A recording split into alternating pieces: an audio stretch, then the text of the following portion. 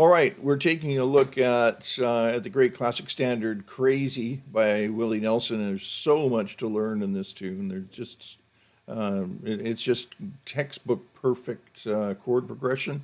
And so, before we dig deeply into chord progression, a little more deeply into chord progression, I'd like to do a bit of a chord inventory.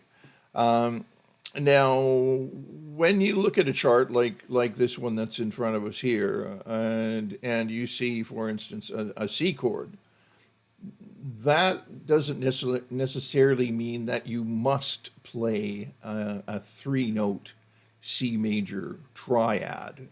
I mean, some of you may think this or this, or you may play these bar chords and stuff, right? All of those are three-note chords with duplicated notes, right? It's still a triad. It doesn't matter how many times you play the same note. Okay, now, but there are so many different colors that you can use instead of just a triad, and you have to do that delicately. You can't just play anything. Like it does have to stay idiomatic. In other words, "Crazy" is not a straight ahead jazz tune. "Crazy" is sort of a nice slow country swing, right, kind of deal. And so you don't want to start using chords that aren't conducive to that style. But when I see a C chord, I will very often think of a C6. When I hear that C6, I don't think that sounds like jazzy to me. It just sounds really pretty, right? So I will often substitute a C6 for a C major triad.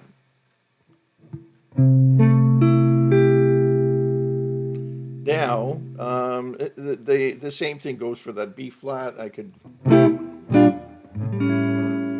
then here I am with the A7. Now the A7 chord. Here's my one of my go-to A7 chords. Now the reason for this using this A7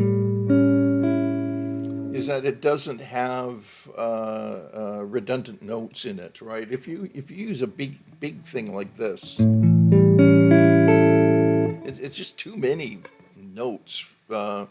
You've got two fifths, two roots, and they're not necessary. You only need one. As a matter of fact, to play you don't necessarily even need the root, right? But that's a nice A7 with a root. Now I also often think of how I might be able to alter a seventh chord to lead somewhere else, and you can't use it all the time. But let's just take a look at it here, and that's the A7 with an augmented 5. You can hear that wants to go up, right? It wants to go somewhere, and so it getting it leading this A7 augmented toward a D minor. It's not going to that augmented is not going to go up to the third. And I'll demonstrate that with a G7 in a sec. But what it will do is it will anticipate the minor third. I'll show you what I mean.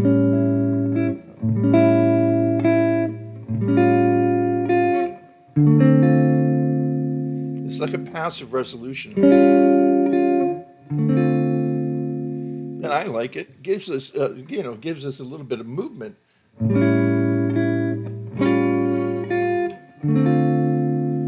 Right?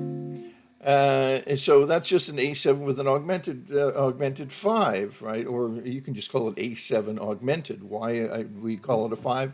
1, 2, 3, 4, 5, 6, 7. 1, 2, 3, 4, 5. There's your 5. Augment. Just raise it, and then we have another chord that we can use in that dominant grouping, that A7 chord, for instance. Okay, and the D minor chord. This is something that like this D minor chord here hangs around for 2 whole measures with just an A on the top. And so if you're going to try doing something a little different than just chunking away like this, whatever you were going to do. You could use substitute chords like a chord like an E flat 7. Any dominant chord that's a semitone above will lead to it. But in this circumstance, just because it's so long, I think this is a really great thing to do, and that's play a D minor. D minor with a re 7, and just common D minor with the D minor 7, and then the D minor 6.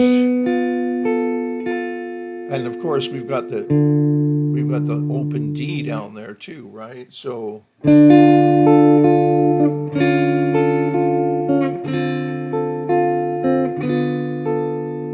right, that's a lovely way of getting some movement in a chord that's sort of static.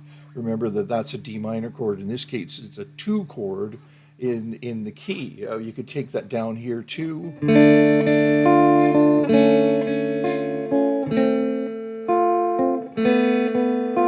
Or you can take it up here to fret 10.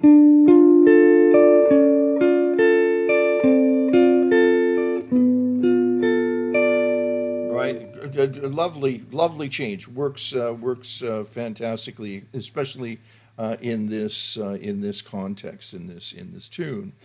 And then we go to the G7 chord. You could do this G7 again, and then we have we could do the augmented.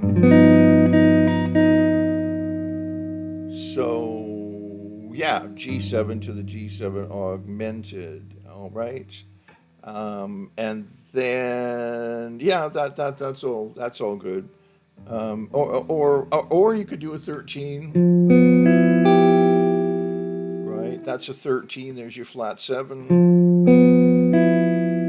The 13 here is on the 2nd string, and then I've got my root on top. This is a really killer chord. It's so useful, right?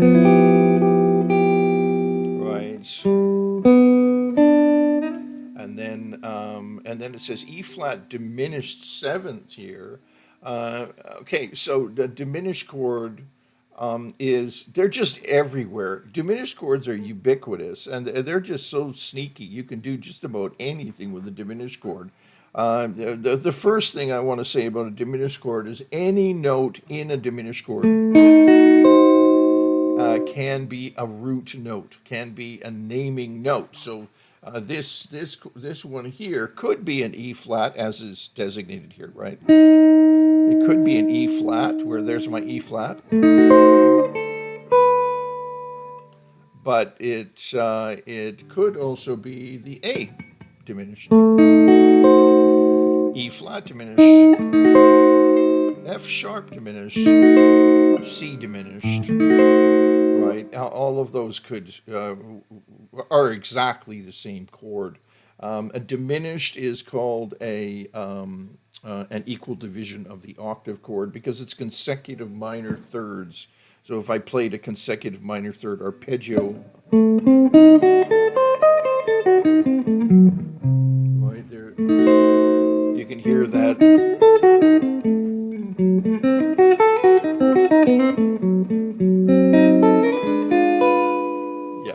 that's what it sounds like, sort of the girl on the train tracks kind of thing.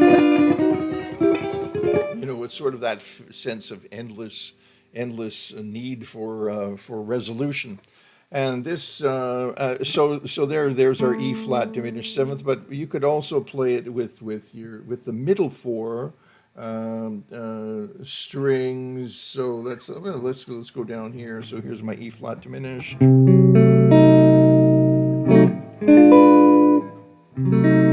and it would repeat itself every 3 frets. So if I want to change the voicing, and now the E flat is down on the bottom, right?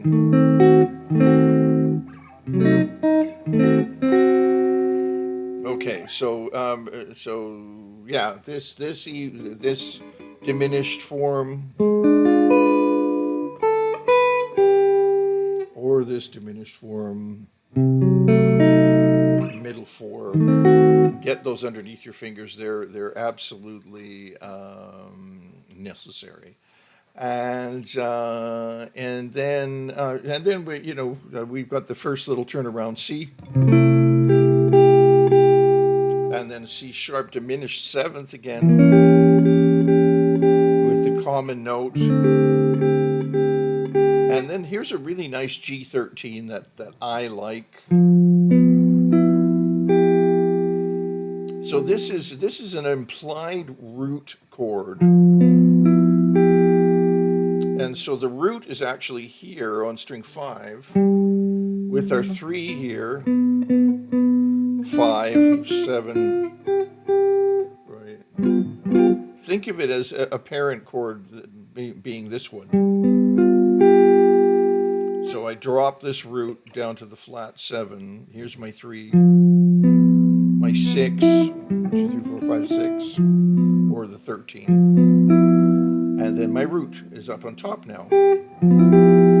That's a great 13 or substitute for a 7 chord, right? Okay, then we have the same 8 measures again.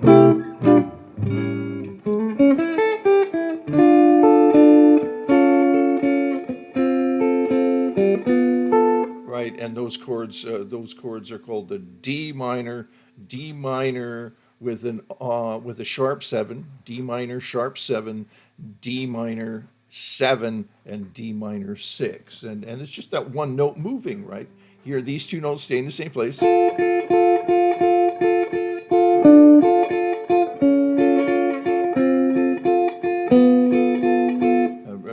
A great little technique to just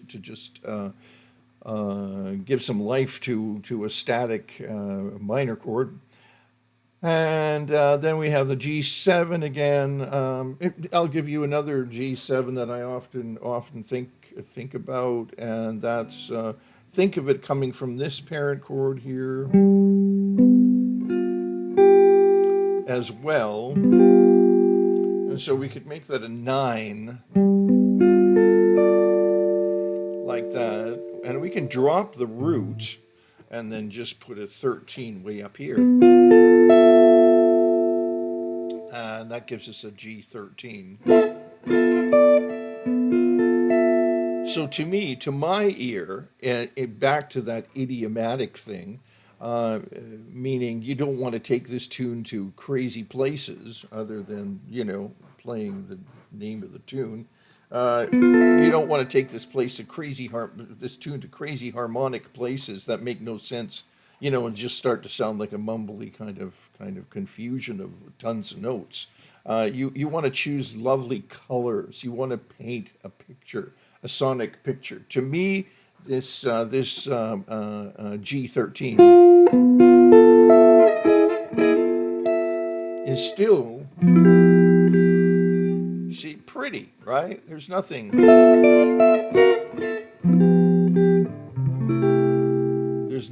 not hip country to that for me, right? Or whatever you want to call it. It's within the style for me. It's within the idiom. Okay, and then let's pick up here. So then we have another turnaround, right? So C, D minor. Okay, and then we have so we have C, D minor, of course, D sharp diminished, which we just talked about, and then you have this C7 with an E in the bass. And so this is, and that's important because you want to get that connection, that bass line connection, right? Right, that chromatic connection, and so C7 we've done that as a G7 and an E7 so far. So we're playing it as a C7, but we want E in our lowest voice, not the, so that we're connecting from the D sharp diminished seventh and then to the E in the bass, right? And then that E goes up to the F.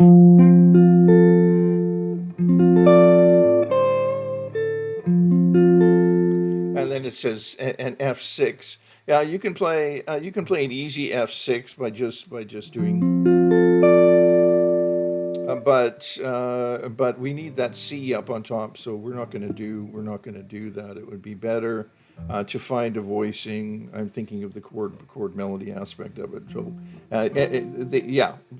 just an F triad, or you could go to a major 7. Yeah, I think that works. You think it's too jazzy sounding?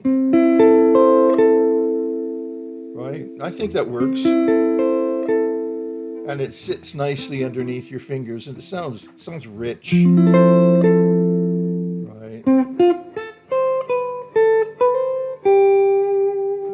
And then that C6 again. And then the D7, right? Just using.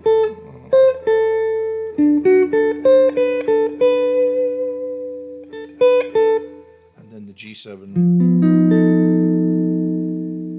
Okay, and then.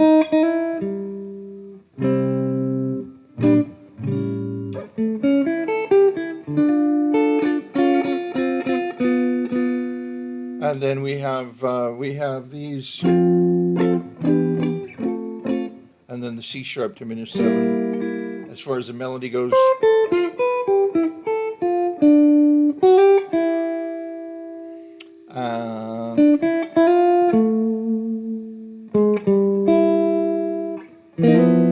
G13, and then the C with the C on top. Okay, you get the idea. So that's a little bit of a chord inventory for this tune. We looked at an augmented,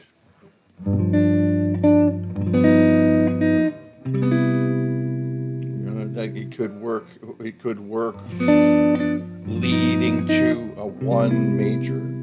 It can also work. It can also work in my ear as an anticipation of the flat 3 of a minor chord, right? And then you've got to get these diminished chords underneath your fingers and start to change them every 3 frets, because that's the way they work. You can start an arpeggio anywhere from that chord and just do consecutive minor thirds. That's a whole other thing. But for those of you who've been playing a little bit longer, you may want to give that a go. Diminished chords are you've got to get them underneath your fingers as quickly as possible, because they really function as dominant 7th chords. They're really a dominant 7th chord sound. Okay. And what else did we do here? And then the G13, right? G13 with a 9 on top. Those are all G13, C6, right? Those will all help things tremendously. We also did the F major 7. Yeah, it works.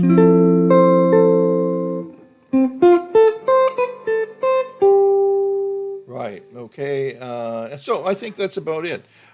So that's sort of great prep for preparing a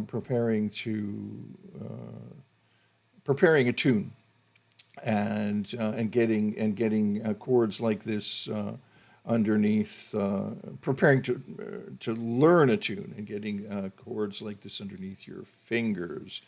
Yeah, all right. So if this was a help to you, let us know. That would be good by clicking like or maybe subscribing, or if you have any questions, that would be fun too. You'd like to see us do, a certain type of tune, or if haven't made myself clear, you can let me know and I'll try to explain myself again. Okay, thanks a lot, and we'll see you next time.